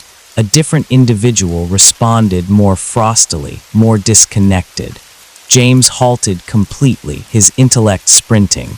Which participant, which quantity? He forced himself nearer to the soil, his hearing organs exerting to capture additional information. Eradication procedures require being perfect. We are unable to risk a different occurrence. The terminology delivered a shiver along his backbone. eradication procedures. What could possibly that signify? He had perceived sufficient murmurs regarding official trials previously to comprehend this was not standard investigation. He stayed motionless until the tones dissipated, substituted by the murmur of equipment and the remote tweeting of nocturnal insects. Encouraged by the information he had overheard, James came back evening after evening, gliding nearer to the installation. He started to assemble a disturbing storyline, a single tiny piece at a particular moment. During a specific one of his expeditions, he succeeded in gliding into the silhouettes of an accessible unloading platform, concealing himself behind piles of wooden boxes while laborers navigated around. The wooden boxes were identified with mysterious sequences. However, a small number displayed identifiers that caused his abdomen to sink. Examination Mixture 47A, Conduct Procedures, Mental Evaluation. While the laborers departed, their tones resonated faintly within the massive area. James squatted reduced, his photographic device neglected while he exerted to pay attention. Dr. Reinhardt desires the fresh collection organized by the first day of the week. Is participant 18 stabilized currently, not following the previous sequence? They are discussing complete calming for this occasion. The terminology illustrated a bleak image. James perceived his heartbeat accelerate while he comprehended the magnitude of the information he was revealing. These were not merely trials, they were human trials. His doubts were validated a week afterward while he discovered an unmonitored edge of the installation where a tiny opening released a reduced murmur. The atmosphere possessed a faint odor of substances, and via the metal grid he could perceive tones more distinctly this occasion. Preliminary assessments demonstrated substantial recollection reduction. Illusions are a satisfactory secondary consequence, provided that compliance measurements stay consistent. James barely possessed the courage to inhale. He retrieved a compact sound recording device from his rucksack and positioned it near the opening, recording every single terminology. The tones proceeded, their atmosphere frosty and disconnected, as if analyzing a collection of instruments instead of human existences. Mind Control Program is producing encouraging outcomes in conduct alteration. We shall display the discoveries to the superior directors the following season. James Circulation turned frosty, Mind Control Program. He had reviewed the title previously within speculation discussion boards, however he had continuously rejected it as overstated guesswork. However, at this location, it was verbalized loudly within the deep hours of the darkness, within a concealed installation protected like a stronghold. The elements started to align correctly. The mental manipulation trials, the compelled substance assessments, the emotional manipulation. It was not merely a hypothesis, it was authentic. And it was occurring precisely at this location, within the timberland he had navigated so numerous occasions previously. Motivated by a combination of terror and resolve, James started to extend his boundaries. He discovered an unsecured equipment shelter near the installation, a crowded area loaded with instruments and rejected documentation. Within the reduced illumination of his illumination device, he uncovered a pile of documents that appeared rapidly concealed. He flipped via them, his heartbeat hammering while he reviewed terminology like mesmerizing introduction, mind-altering substance delivery, and mental reconstruction. A single document was noticeable. It included a sequence of titles, a few crossed away, additional ones annotated with mysterious remarks. A single title was enclosed with the terminology Stage 3 Total Elimination written within the borders. James gazed at the sheet, his appendages shaking. These were not merely trials. They were manipulating individuals, eliminating their recollections, transforming them into something he was unaware of. However, the consequences were excessively dreadful to neglect. It was not an extended period before James transformed into a consistent guest to the installation, gliding past security and recording everything he was capable of. He illustrated rough charts, captured pictures of documentation and structures, and recorded pieces of dialogues. Every single evening, he came back to his residence with additional proof, his compact residence transforming into a disorganized collection of mysteries. However, the nearer he approached the reality, the more the heaviness of his revelations started to push downward upon him.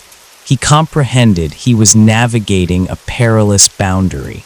The installation was protected for a specific motive, and the individuals operating it obviously possessed no purpose of permitting their mysteries to flee.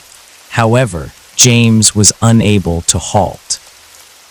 He was motivated by a necessity to reveal the information he had discovered, to pull backward the covering upon a hidden agenda that had stayed concealed for an excessively extended period. He was unaware of it currently, however his duration was depleting. However, James committed an error. During his ultimate expedition to the peculiar installation, James' expanding self-assurance overwhelmed him. It was delayed, the timberland covered within the dense quietness of the darkness. He had organized this expedition meticulously, synchronizing his navigations with the security rotations and utilizing every single alternate route he had acquired over periods of meticulous watching. This occasion, he was resolved to access the interior of the primary structure, the specific one featuring metallic entrances and faint blinking illuminations that appeared to throb with a malicious cadence. He glided via the opening within the boundary as he had performed previously, his heartbeat hammering within his torso. Equipped with an illumination device, a documentation book, and a fresh photographic device, James sneaked nearer to the construction. While he neared the construction, he observed a shipment transport positioned near the unloading platform. Its rear was accessible, exposing sequences of metallic containers featuring mysterious identifiers.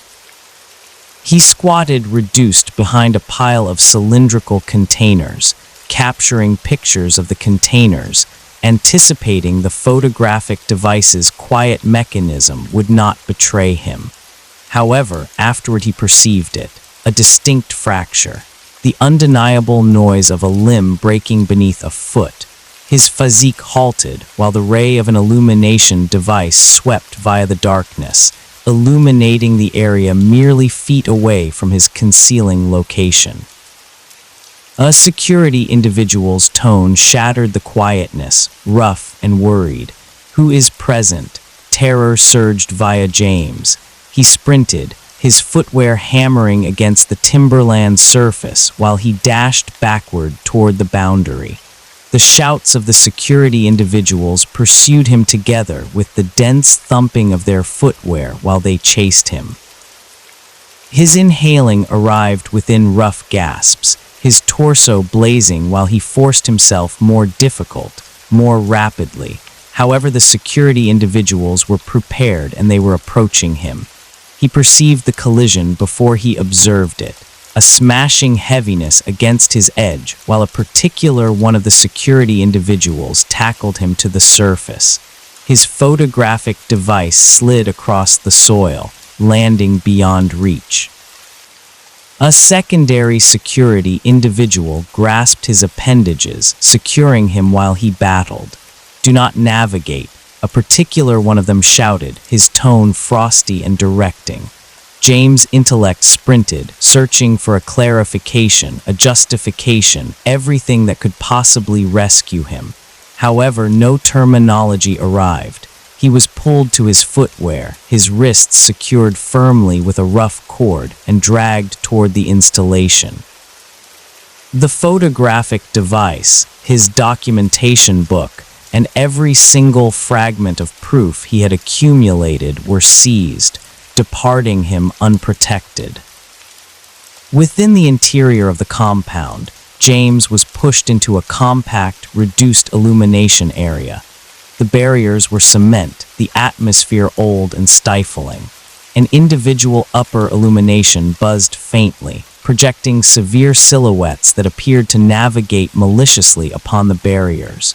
He rested within a metallic seat, his wrists still secured, while an individual within a shadowed attire accessed the area. The individual's visage was without expression, his optics frosty and evaluating. "Who are you?" the individual requested, his tone distinct and brief. James gulped forcefully, his oral cavity arid. I am nobody. I was merely navigating. I became disoriented. Do not fabricate to me," the individual disrupted, slamming a documentation folder upon the surface. Sheets spilled outward, a few of them recognizable to James. Replicas of pictures he had captured, illustrations of the installation's arrangement, and remarks he had documented regarding the information he had overheard. The vision of them caused his abdomen to sink. "How did you discover this location?" the individual proceeded. "Who additional is aware regarding it?" James stammered, attempting to generate a believable clarification. However, his intellect was empty. He could perceive the strength of the individual's stare, like an illumination ray drilling into his extremely essence. "I promise I did not inform anybody," James stated, his tone shaking. "I do not even comprehend what this location is." The individual inclined nearer, his visage merely inches away from James. "And you continuously will not." Before James could respond, a security individual accessed the area transporting a medical injector. James' optics expanded, his heartbeat spiking while he comprehended what was approaching to occur. "No, pause," he shouted, battling against the limitations. However, it was ineffective. The medical needle penetrated his appendage, and within moments, the environment around him started to blur and dissipate. The ultimate item he observed was the individual within the attire, his expression undecipherable while darkness devoured him. While James awoke, he was resting within his personal resting place. Initially, he assumed it had continuously been a vision. The daylight flowing via the glass pane, the recognizable murmur of his residence, everything of it perceived so standard, so typical. However, while he rested upward, his intellect rotating, a surge of discomfort washed over him. His photographic device was absent. Similarly were his remarks, his pictures, his illustrations, every single fragment of proof he had meticulously accumulated. Even his communication device, which he had maintained secured and protected, had been cleaned totally. There were no communications, no pictures, no navigation background. It was as if the previous few periods had been eliminated completely. James navigated to the hygiene area, splashing frosty liquid upon his visage. However, while he observed himself within the reflective surface, he observed something peculiar. A faint mark upon his appendage, precisely where the medical needle had penetrated. The vision of it delivered a shiver along his backbone, validating that the information that had occurred was not merely a terrible vision. Over the subsequent periods, James attempted to assemble the information that occurred. However, his recollections perceived fragmented, like a puzzle with absent elements. He could remember the installation, the security individuals, The documentation folders identified mind control program. However, there was a peculiar vacancy within his intellect, as if something had been removed from him. Every single occasion he attempted to concentrate upon the specifics, his reflections slipped away, substituted by a reduced, pounding intellect pain. He attempted to communicate his storyline to his companions, to anybody who would pay attention, however nobody trusted him. His companions attributed it to tension, proposing he accept a pause and acquire some relaxation. Even James started to question himself, questioning if the recollections were authentic or if they had been positioned there, a component of some distorted trial. While he came back to the pathway where it had continuously started, the installation was absent. The open area was empty, the metallic boundary and structures eliminated as if they had continuously not existed. The solitary indication that everything had been present was a section of disrupted soil overgrown with vegetation. James investigated frantically for every single hint, however there was nothing. While he remained within the open area, gazing at the vacancy, a sensation of ineffectiveness washed over him. Regardless of what had occurred, regardless of who had removed him, they had eliminated their pathways and a component of him with precise accuracy.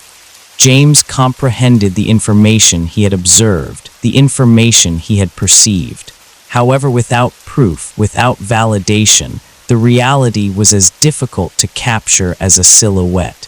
James came back to his existence, however it was no more the identical. The quiet predictability he had continuously valued was absent, substituted by irritating suspicion. Every single silhouette, every single flash of navigation within the edge of his optics perceived like a danger.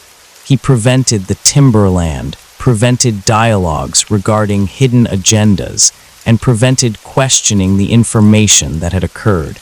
However deep within, he comprehended the reality. A few mysteries were continuously not intended to be revealed, and a few inquiries once requested could continuously not be unrequested. Appreciation for accompanying us this evening upon resting hypotheses. May this storyline of mysteries and silhouettes motivate you to reflect, to question, and to envision. Rest properly and permit your creativity to transport you to locations where the puzzles of the environment reveal pleasant visions. It was a silent evening while Sarah initially discovered the hidden agenda. She had been navigating via her preferred dialogue discussion board, a digital sanctuary where individuals from every single pathway of existence communicated their inquisitiveness regarding unresolved puzzles, historical enigmas, and the periodic untamed hypothesis. Most evenings, the subjects were relaxed dialogues regarding renowned thefts, the presence of extraterrestrial existence, or hypotheses regarding disappeared societies. These were Sarah's confidential enjoyments, an opportunity to flee the standard cadence of her existence. However, that specific evening, a solitary discussion halted her mid-navigation. Its title, documented within intense characters, stated, "The Hidden Society, Concealing Within Obvious Vision." Her inquisitiveness piqued. Sarah selected the discussion, not anticipating much. The Hidden Society. Obviously, she had perceived the terminology previously. Who had not? It was a terminology that appeared to exist upon the borders of standard society, murmured regarding within melodies, ridiculed regarding upon delayed evening dialogue broadcasts, and hinted at within the mysterious hand signals of renowned individuals. To Sarah, it had continuously been more of a digital joke than a reality. A magical concept excessively bizarre to be accepted severely. However, there was something regarding the manner the title was expressed, something intentional that caused her to pause. It was not presented as a ridicule. It was an inquiry, a test to contemplate the information she could possibly have neglected. The primary publication was not flashy or theatrical. Alternatively, it was remarkably calculated, nearly educational. Documented by a participant who identified themselves reality investigator, it illustrated periods of investigation into the hidden society, a title that generated visions of shadowed individuals within darkened areas, organizing the pathway of the environment. Reality Investigator's storyline was not regarding bizarre statements of extraterrestrial directors or magical ceremonies. Alternatively, it illustrated the hidden society as a remarkably structured collective, delicate within its impact, however common within its extent. Corresponding to Reality Investigator, the hidden society was not merely a remnant of history. A mystery collective originated within 18th century Bavaria. It was existing and healthy, handling massive impact over governance, amusement, economics, and environment occurrences. Sarah was doubtful, obviously. She had perceived hidden agenda hypotheses previously, and most of them collapsed beneath examination. However, something regarding Reality Investigator's strategy captured her focus. The publication was meticulously specific, loaded with connections to mysterious documentation, pictures of structural symbols, and a network of links between strong individuals that appeared nearly excessively detailed to reject. This was not a careless collection of untamed allegations. It was a storyline woven with attention. Every single fragment of proof provided as an invitation to investigate deeper. Reality Investigator started with history, establishing their debate within realities that Sarah could validate. The hidden society, they clarified, was originated within 1776 by Adam Weishaupt, a Bavarian educator of religious regulation. Initially, it was an educational movement, a collective of intellectuals and visionaries committed to the principles of rationale, research, and independence from controlling organizations. Weishaupt's vision was honorable, even extreme for its period. However, corresponding to Reality Investigator, the organization's primary intention was ultimately distorted. Over the periods, the hidden society converted from a collective of illumination into a hidden collective concentrated upon a single objective, authority. The publication proceeded, illustrating how the hidden society allegedly disbanded within the delayed 18th century after being prohibited by the Bavarian governance. However, Reality Investigator stated that this was merely the authorized storyline. Within reality, the collective had merely navigated beneath the surface, adjusting to the transforming environment while maintaining its grasp upon the controls of impact. Reality Investigator directed to links between the hidden society symbols and current organizations. The all-observing optics upon the national currency sheet, the triangle, the quantity 13. To Sarah, these links initially appeared simultaneous. However, the manner Reality Investigator positioned them caused her to secondary question her presumptions. The publication did not halt at symbols. Reality Investigator offered pictures of renowned landmarks decorated with peculiar repeating designs, triangles concealed within religious structure glass panes, sunlight explosions carved into governance structures, and detailed mosaics within enterprise symbols. Reality Investigator illustrated these as breadcrumbs, symbols departed within obvious vision as a method of authority or even ridicule. The concept was disturbing. Were these designs without meaning, or had she been blind to a concealed dialect her complete existence? The deeper Sarah reviewed, the more she started to question her personal perceptions. Reality Investigator stated particular occurrences within history, uprisings, economic collapses, conflicts that appeared, while observed via this perspective, to pursue a troubling design. Strong individuals across periods, from rulers to billionaires, were linked by their associations, their charity, or their mysterious communal announcements. Reality Investigator hinted at a shadowed network unobservable, however, constantly existing, organizing the rise and collapse of directors, the movement of economies, and even the societal movements that characterized periods. By the occasion Sarah arrived at the conclusion of the publication, she perceived a peculiar combination of doubt and fascination.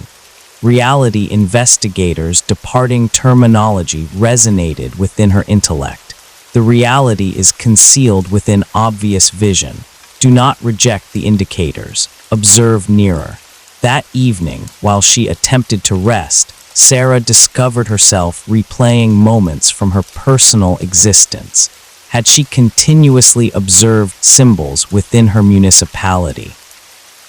Had a renowned individual dialogue or an enterprise symbol continuously struck her as peculiar? For the primary occasion, she started to question if the environment she assumed she comprehended was merely a front, a meticulously built reality intended to hide the reality. However, the inquiry remained.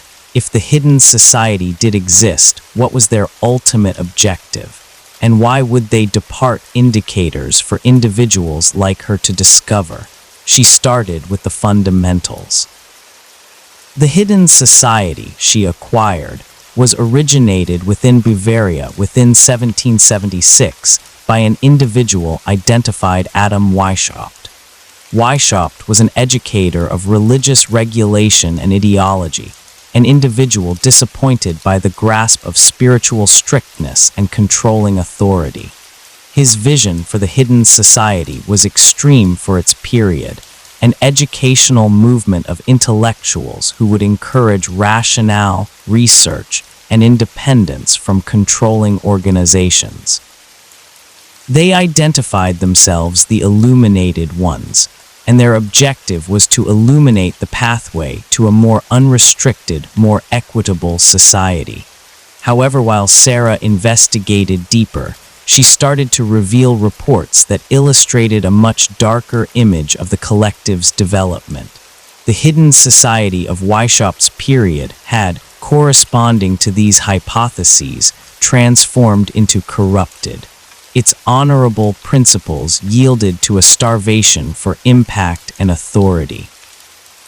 A few stated the collective had penetrated strong organizations, governances, financial institutions, spiritual organizations, not to reconstruct them, however to manipulate them from within. This was not merely a collective of intellectuals anymore. It was, if the hidden agenda possessed every single reality, a shadowed governance forming the environment to its intention. While Sarah investigated deeper into her investigation, she started to observe designs.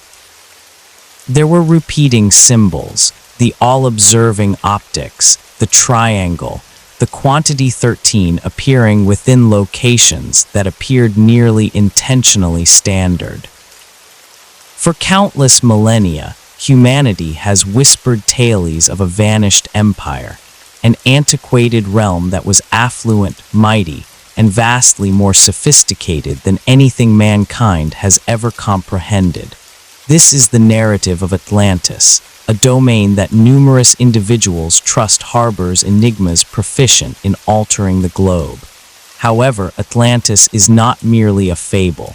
For certain individuals, it is a concealed plot tucked away by dominant authorities who desire its mysteries interred eternally. For those who trust in the hidden agenda, Atlantis symbolizes far more than merely a vanished metropolis. It is an emblem of everything that has been stifled throughout the annals of time. The notion that an antiquated society could wield innovation, sagacity, and comprehension far surpassing our present awareness is simultaneously exhilarating and frightening. What if the Atlanteans had captured the capability to manipulate vitality, heal ailments, or even voyage across the cosmos? What if they had uncovered realities regarding the universe that we are only starting to grasp in the present day?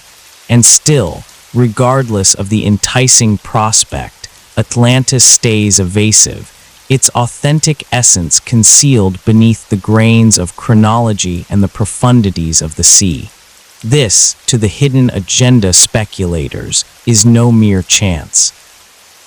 They contend that dominant elites, whether state authorities, shadowy collectives, or antiquated covert fraternities, have labored to maintain the reality regarding Atlantis interred, trusting that such awareness could unsettle the globe's present authority frameworks. Envision the turmoil that would ensue if such a revelation were to be made communal. Enterprises constructed on petroleum and vitality would crumble. Innovations we have only fantasized about could transform into actuality, and the complete manner we comprehend mankind's chronology might be inverted.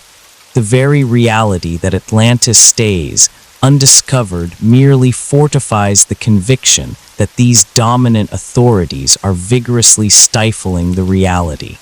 The narrative of Atlantis, therefore, is not merely a narrative of a vanished society.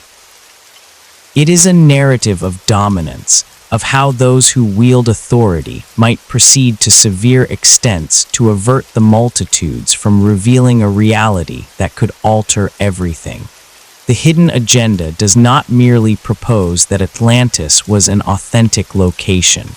It suggests that what Atlantis symbolizes is so perilous, so groundbreaking that it must be maintained concealed at all expenditures.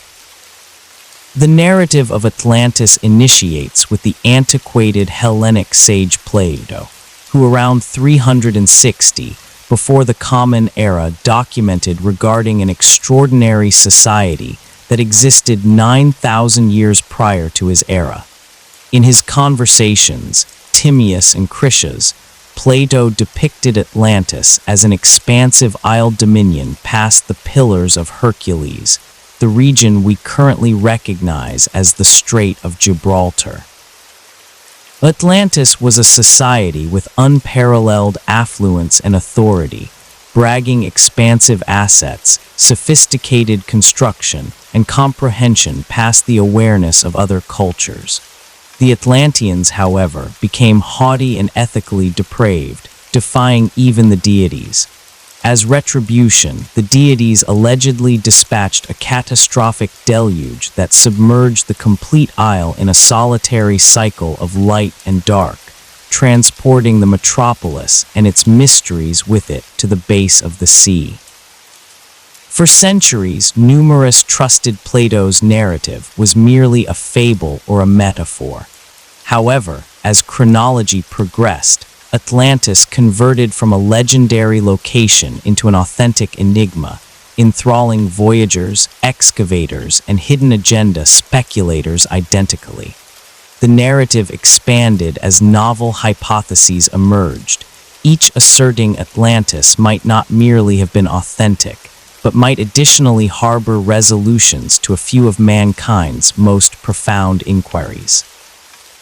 As voyagers hunted for Atlantis, they suggested innumerable probable locations. A few directed to Santorini, a Hellenic isle that endured a profound volcanic eruption that eradicated a thriving society around 1600 before the Common Era. Others gazed toward the aquatic regions near the shoreline of Spain, trusting submerged frameworks discovered there might be vestiges of the vanished metropolis. There were even more remote hypotheses that positioned Atlantis in South America, beneath Antarctica's frost, or in the Sahara arid region, where an unusual ring-like framework recognized as the Richat structure, nicknamed the Eye of the Sahara, mirrors Plato's depiction of concentric rings in the metropolis's blueprint. Past the hunt for a corporeal location, the legendary facets of Atlantis have fascinated academics and narrators for centuries. In Hellenic folklore, Atlantis symbolizes far more than merely a metropolis. It is an emblem of mankind's grasp for eminence and the calamitous collapse that frequently escorts it. Plato's Chronicle of Atlantis was not merely regarding a sophisticated society. It was a fable of aspiration, authority, and eventually celestial retribution. In his Conversations, Plato displays Atlantis as a location favored by the deities, especially Poseidon, the deity of the sea. Corresponding to folklore, Poseidon fashioned Atlantis by carving an isle for his cherished mortal spouse, Cleito. They possessed 5 sets of twin male offspring who transformed into the monarchs of the isle, separating it into 10 unique dominions. The Atlantean monarchs governed over the populace and were initially equitable, sagacious, and synchronized with the principles Poseidon symbolized: equilibrium, authority, and esteem for the environment. However, as generations passed, the Atlanteans started to wander from these principles, transforming into progressively avaricious, depraved, and famished for supremacy. Their formerly harmonized society tumbled casualty to extravagance, forfeiting contact with their celestial beginnings. This ethical deterioration is essential to comprehending Atlantis as a fable. The Atlanteans' collapse was not merely an outcome of an organic calamity, but was emblematic of celestial retribution. In the antiquated realm, fables frequently functioned as cautionaries, instructing that hubris and ethical depravity would invite the fury of the deities. When the Atlanteans diverted from their doctrines, Zeus, the monarch of the deities, summoned a council to reprimand them for their hubris. In a solitary cycle of light and dark, he dispatched tremors and inundations that submerged the complete society beneath the sea, obliterating it as if it had continuously not existed. This legendary facet highlights the notion that Atlantis symbolizes an aureate era of mankind's capability, forfeited to avarice and hubris, a repeating motif across numerous antiquated fables. A few academics have even proposed that the narrative of Atlantis attracts from more aged fables that cover numerous cultures. Comparable fables of vanished metropolises and submerged terrains emerge in the lore of other societies. The antiquated Mesopotamians narrated the narrative of a massive inundation in the Epic of Gilgamesh, which possesses remarkable similarities to both the Atlantis fable and the scriptural inundation in the narrative of Noah's vessel. In Hindu folklore, there are allusions to a massive antiquated metropolis designated Dwarka, which was immersed by the sea following a cosmic conflict. These narratives jointly illustrate an image of a repeating model in mankind's awareness, a dread of forfeiting everything to the authorities of the environment or to the deities as a reprimand for ethical collapse. Atlantis additionally summons the notion of a forfeited utopia comparable to the Garden of Eden in Abrahamic customs. Like Eden, Atlantis is assumed to have been a location of innocence, sagacity, and celestial association, forfeited because mankind wandered from its authentic pathway. In this manner, Atlantis functions as both a cautionary fable and a recollection of mankind's capability, a vision of an era when mankind was nearer to the deities, wielding sagacity and innovation that have subsequently been overlooked. In esoteric customs and spiritualism, Atlantis has assumed an even more profound importance. A few spiritualists trust that Atlantis was not merely sophisticated technologically, but additionally spiritually. The Atlanteans, corresponding to these chronicles, were extremely illuminated entities who had conquered configurations of vitality and awareness far past what we comprehend in the present day. A few narratives depict the Atlanteans as being proficient in communicating telepathically, accessing various realms of presence, or even attaining corporeal perpetuity. In these spiritual perspectives, the collapse of Atlantis was not merely a forfeiture of a metropolis, but the forfeiture of a spiritual and cerebral zenith that mankind has not yet recovered. For numerous in contemporary eras, Atlantis has arrived to symbolize a conceptualized perfect society. A vanished society that symbolized mankind's most massive proficiencies and tumbled to its most massive frailties. It is both a utopia forfeited and a cautionary fable, cautionary of the perils that accompany authority, hubris, and the abandonment of ethical doctrines.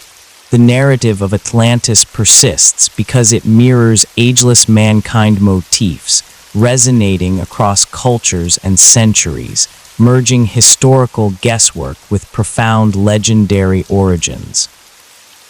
Ultimately, whether Atlantis was an authentic location or merely a creation of fable, it functions as a mighty emblem in our joint creativity, a recollection of both the zeniths mankind can grasp and the profundities to which it can tumble.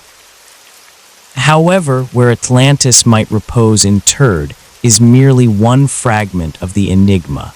What genuinely energizes the hidden agenda are the assertions of what might be concealed there.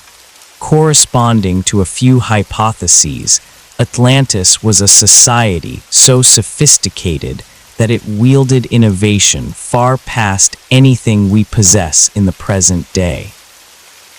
Numerous trust the Atlanteans had uncovered an inexhaustible origin of vitality, allegedly channeled via massive crystals that directed vitality across the metropolis, energizing everything from their transit frameworks to their armaments. Others guess that the Atlanteans had conquered aviation, cultivation, and healing in manners we still do not completely comprehend. If authentic, such revelations would be priceless to the contemporary realm. And possibly that is precisely why a few contend the authorities that exist do not desire us to discover it. This is where the hidden agenda intensifies.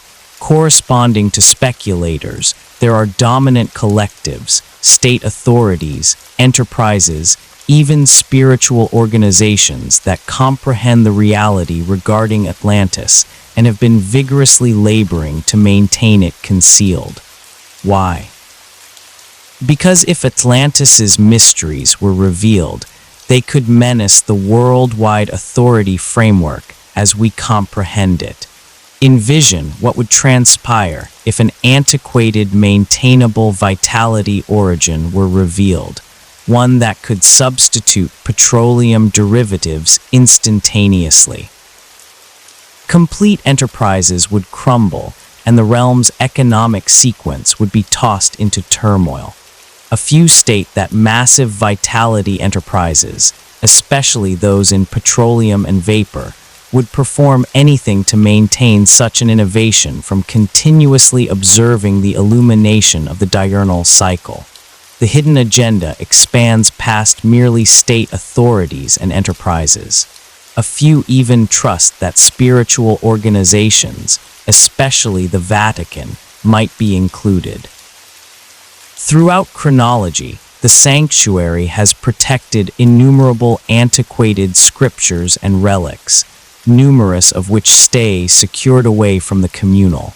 Hidden agenda speculators contend that the Vatican might be concealing documentation that includes specifics of Atlantis's chronology or even directives on how to channel its innovation. If Atlantis existed and wielded sophisticated awareness, it would summon into inquiry our present awareness of mankind's chronology, progression, and antiquated societies.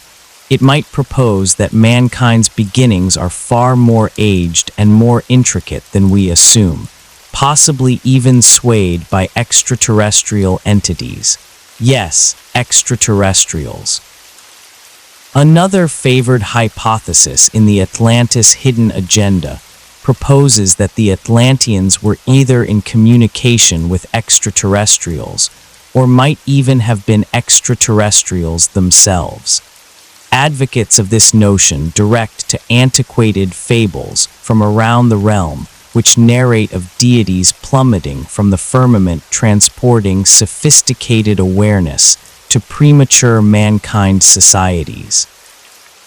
A few hidden agenda speculators trust that these deities were actually extraterrestrials who communicated their innovation with the Atlanteans.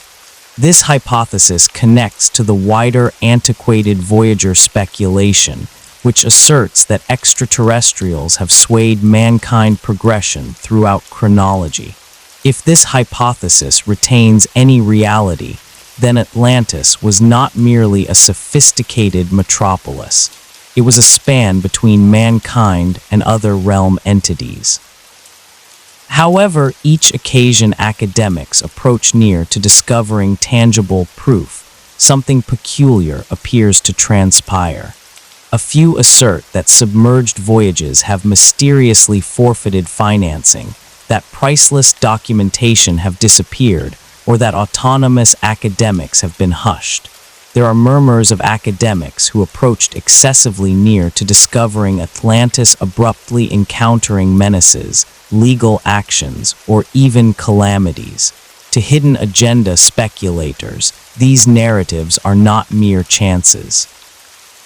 They are evidence of a calculated labor to inter the reality, and while nobody has formally validated the presence of Atlantis, contemporary innovation has energized novel hunts.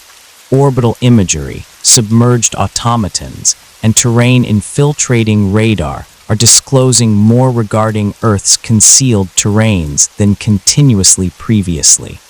A few assert that antiquated frameworks on the sea base could be vestiges of Atlantis. However, these revelations stay unvalidated. Still, every novel revelation appears to transport more inquiries than resolutions. Therefore, was Atlantis an authentic location, a sophisticated society that expired instantaneously, transporting mysteries of inconceivable authority to the sea base? Or is it merely a fable, a narrative designed by Plato to caution of the perils of hubris and haughtiness? For those who trust in the hidden agenda, Atlantis is far more than a cautionary fable. It is a concealed section in mankind's chronology, one that has been intentionally obliterated, and the reality that we have not discovered it yet does not deter them. It merely intensifies their conviction that dominant authorities desire to maintain Atlantis's mysteries interred eternally. Whether Atlantis is lingering to be revealed beneath the undulations or eternally forfeited to chronology, its folklore persists. And as continuously as there are those who trust in its mysteries, the pursuit for Atlantis and the hidden agenda hypotheses encircling it will proceed. However, possibly what maintains the folklore of Atlantis vibrant is not merely the enigma of whether it existed. It is the enticing anticipation of what it symbolizes. Atlantis provokes something profound in the mankind mind, an obsession with forfeited awareness, unexploited capability and the prospect of an antiquated society whose accomplishments could still restructure our awareness of the realm in the present day. For devotees, Atlantis is not merely a fragment of antiquated chronology, but a strategy for mankind's capability, a forfeited utopia that, if discovered, could unlock portals to revelations past our most untamed fantasies. A few hidden agenda speculators even propose that Atlantis's mysteries could involve groundbreaking innovations that we have yet to rediscover, like the capability to channel inexhaustible vitality, profound healing awareness that could expand mankind's existence, and empirical doctrines that could clarify marvels still uninvestigated. These hypotheses interweave Atlantis into contemporary dialogues of everything from subatomic mechanics to substitute vitality origins, suggesting that a repository of Atlantean sagacity might repose interred beneath the undulations proficient in launching mankind into a novel Oriate era, if merely it could be excavated. And still, for as numerous who crave to discover Atlantis, there are those who trust that dominant entities have proceeded to massive extents to maintain it concealed. They contend that state authorities, covert fraternities, and dominant enterprises have stifled evidence of Atlantis to maintain dominance. To these devotees, it is no mere chance that promising revelations disappear, or that financing for Atlantis investigation is mysteriously extracted. They trust that a realm sequence reliant on petroleum derivatives, economic pecking orders, and centralized authority would possess everything to forfeit if Atlantis and the innovations it might have wielded were continuously revealed. Even more spiritually inclined speculators assert that Atlantis retains portals to spiritual realities and illumination, proposing that the Atlanteans had admission to superior tiers of awareness or even communication with celestial entities. A few contend that Atlantis was a society that spanned mankind, and the celestial with its awareness directing mankind to superior realms of presence, until that awareness was forfeited, either via mankind absurdity or calculated eradication. For these devotees, rediscovering Atlantis could signify recovering a pathway towards spiritual arousal, permitting mankind to reassociate with an antiquated celestial awareness of the cosmos and our position within it. Therefore, as contemporary innovation enhances and submerged investigation forces into novel boundaries, the inquiry stays: will we continuously reveal the mysteries of Atlantis? Is it probable that acoustic scans or orbital imagery might someday disclose an immersed metropolis, eventually validating Atlantis was authentic? Or will it stay eternally shrouded in enigma, protected by the sea's profundities and the heaviness of millennia? Possibly it is this very elusiveness that maintains Atlantis vibrant in our creativites. It is a puzzle without a resolution, a fantasy that stays enticingly out of grasp, and as continuously as Atlantis stays undiscovered, its folklore will proceed to captivate, a narrative of both mankind aspiration and the perils of aspiration. Therefore, whether or not Atlantis authentically reposes beneath the undulations, one item is definite. As continuously as there are those who trust in its mysteries, the pursuit for Atlantis and the mysteries it pledges will continuously terminate.